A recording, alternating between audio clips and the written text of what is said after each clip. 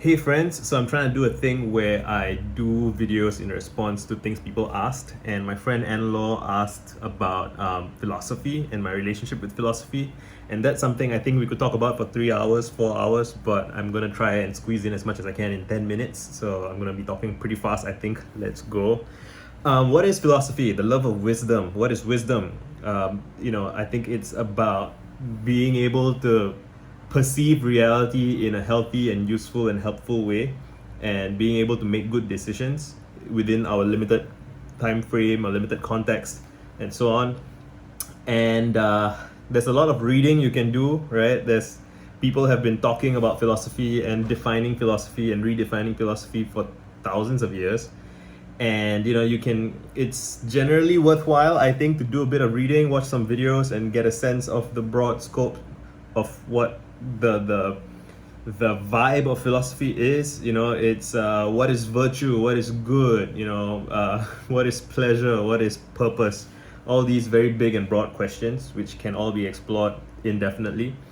But I think how I try to approach it personally, I think what's important to me, maybe right now at this stage in my life, right, is to have a very practical philosophy, which is that whatever I do, whatever I learn, I would like it to apply to my life. I think when I was about 20, so I spent a couple of years in the military as Singaporean. All Singaporean men have to serve in the military for a couple of years.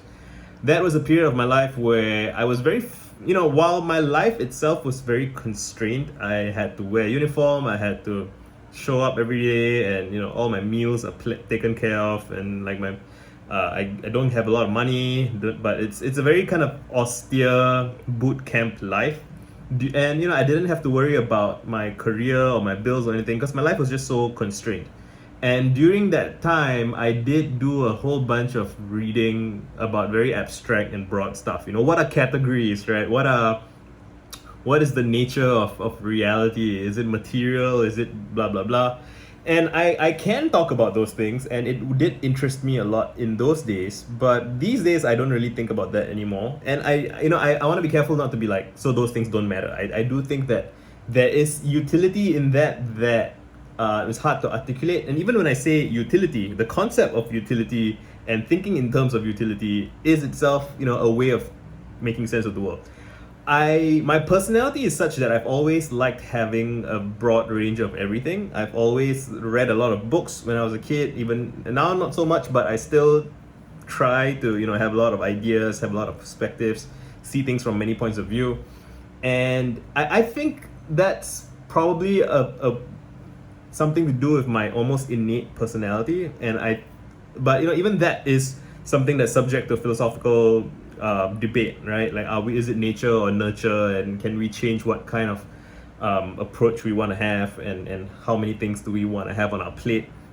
Where I am in my life right now, I'm very comfortable saying and believing that I'm just this very scatterbrained, many things at once kind of guy, and so that's my approach to everything. I'm happy that way. How did I get happy that way? I experimented a lot so after I left the military, I was writing a lot anyway on my own. I was journaling. I experimented with many different ways of thinking. At some point, I tried to be very stoic and very kind of I don't know if cold is the right word, but kind of methodical and focused. And then at certain points, when I was a teenager, I threw myself very much into like this very romantic musician, kind of emotional, sort of expressive frame. And so I still carry both of those things with me, right? Like nothing is ever wasted. Everything is always a part of who we are. And I do think I'm kind of swinging back a little bit, quite a bit actually, to be very romantic, but with the procedural understanding that I have, right? How to manage projects, how to get things done, accomplishing things, blah blah blah, publishing videos regularly, right? All of these things come together for me. And so if today someone asks me like, Visa, what's your philosophy of life, or what's your philosophy on how to make things or whatever, I tend to describe things in terms of joy and fun. And I feel that joy is excitement, like what excites me, what brings me joy. I think it's a scarce it's a scarcity in the world, right? People, I've said in the previous video, like life is both an ordeal and an adventure, an ordeal and an adventure. And so much of the messaging we get in the media, in the world, in amongst peers, is that life is an ordeal and you must be struggling, and it's this Sisyphean task where every day you have to wake up and go to work and pay your bills, and like, yeah, that's true. But at the same time, when I was a child, I remember when I discovered libraries, it was just so exciting for me, like just so exciting to learn so much about the world, learn about ancient history, learn about the Greeks and the Romans and the Egyptians, and learn about dinosaurs and spaceships and galaxies, right? The world is so big and history is so long, and I learned about many different kinds of religions, different ways of conceiving of the world, right? And I liked that, and I want to make sure that I always have that spirit of excitement with me. And as long as I'm excited, everything else is fine. It's like, I could be struggling in some ways, right? But as long as I have things to look forward to, as long as I have this spark in me of joy that I try to cultivate and kindle and rekindle and treat preciously, I find that it attracts similar-minded people to me, which then becomes this wonderful feedback loop of, I'm excited, you're excited, we help each other out, we all kind of play and have fun together. I think that's great. What else?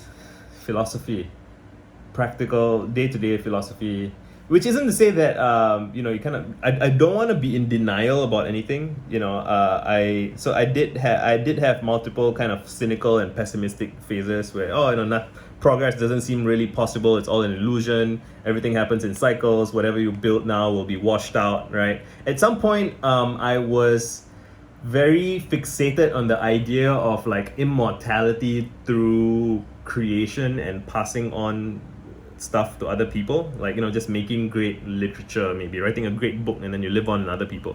But then I learned about the heat death of the universe, which is that in terms of physics, right, eventually all the suns and all the stars will go out and everything will decay to a lukewarm nothingness, and that's depressing, right? It's kind of like, oh shit, like then does nothing matter, and I kind of got sad about that.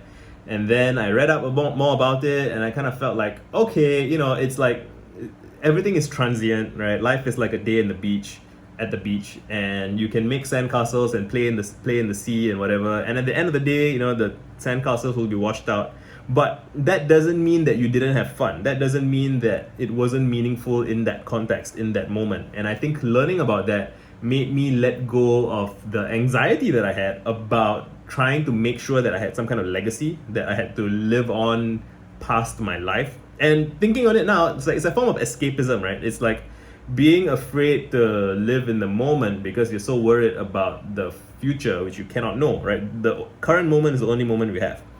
And some people don't believe in they believe that the heat death of the universe might be reversed. Like in the future, humans may figure out how to reverse entropy, right? Which is like, maybe it'll happen. I don't know. I think it's good to be comfortable with the idea of not knowing, right? I talked about that in the Empty a Cup video as well. I think you could say that in a way, philosophy is about learning to live with uncertainty, learning to prepare for death. Death is some people say the only things certain in life are death and taxes, right? And it would be cool if some people figure out immortality in our lifetime. It's never happened before. It's probably not going to happen if you ask me, but I don't know, right? We don't know what we don't know, and things can change and things can be surprising. I do think that it's not wise to bank on immortality as a sort of magic solution that will solve all your problems, and there'll probably be new problems, but yeah, we have to appreciate and enjoy life while we are in it, in my opinion. And I think that's the way to go. Like, you have to enjoy each day, right? Every day is a universe in a sense, right? Every month is a universe, and every moment is a lifetime, right? And what do we have to do to enjoy our lives? I think that is almost an obligation, but not in a, again, the word obligation is kind of loaded. It implies this weary, needy, dull, dreary sort of sense. No, I don't mean that at all. I mean, it's a duty in this light-hearted way. I think so very often another way of framing it is like, we are born crying because the birth is traumatic, right? And we should die laughing, right? Laughter and anxiety are two sides of the same coin.